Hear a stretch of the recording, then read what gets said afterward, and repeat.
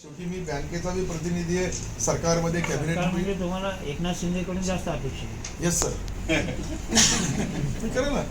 आता 9 रत्न होते, 1 कमी झाले, 8 रत्नामध्ये मी आहे. एक रत्न दिल्लीला गेला, 1 रत्न मी दिल्लीला पाठवलं. मग कधी होता पालकमंत्री?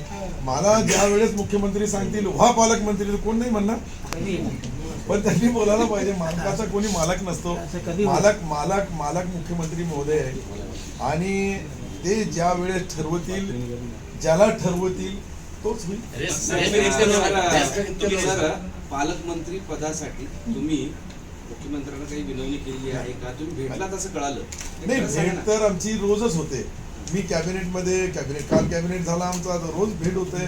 पालकमंत्री म्हणून आज त्या विषयावर सर्वात पहिले आमची मागणी होती, कर्जमाफीच्या बद्दल काही निर्णय घेता येईल का, वीज बिलाच्या बाबतीत काही निर्णय घेता येईल का, आणि महिलांसाठी काही देता येईल का, युवांसाठी काही देता येईल का, अशा अनेक मागण्या होत्या. अनेक मागण्यामधून काही मागण्या सन्माननीय मुख्यमंत्री उपमुख्यमंत्री दोन्हींनी मंजूर केल्या आणि त्याचा परिणाम बरोबर बदल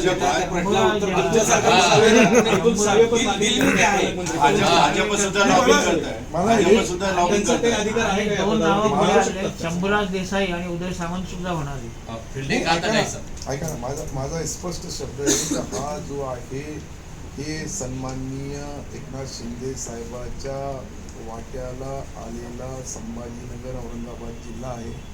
दुसऱ्याची चर्चा करण्याची गरज नाही. हमारे अन्न में तुम्हारा सीधा सीधा है वो. हमारा कोई भी होगा, 8 रत्न है अभी. जिल्ह्याचाच पालकमंत्री एवढं तर मला तर वाटतं का जिल्ह्याचाच करायला पाहिजे. सत्तारच करावं. आपका हो गया सब. अरे बात बरोबर आहे.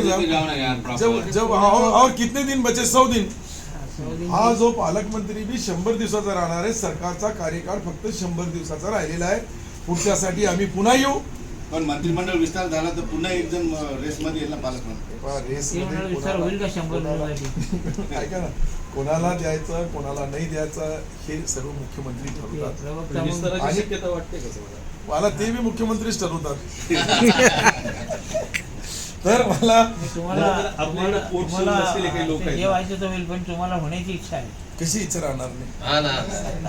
अरे बाबा, कधी असतं तर मी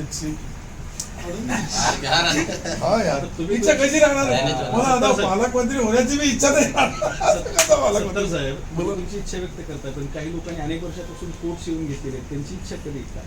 मी याच्याबद्दल बोलणं उचित होणार नाही. बोला तुमचं असं आहे की तुम्हाला राजकारणातलं सत्ता समीकरणातलं वारं कळतं. वारं बरोबर लक्षात आल्यानंतर तुम्ही तिकडे विधानसभेच्या नंतर टोपी काढाल. तुमचं काँग्रेसमध्ये जाणार आहे का? ते पण सांगा ना मी जरा. काय बोलला काँग्रेसमध्ये जाण्याची शक्यता आहे एक असं लक्षात घ्या. माझा स्टेटमेंट मी स्पष्ट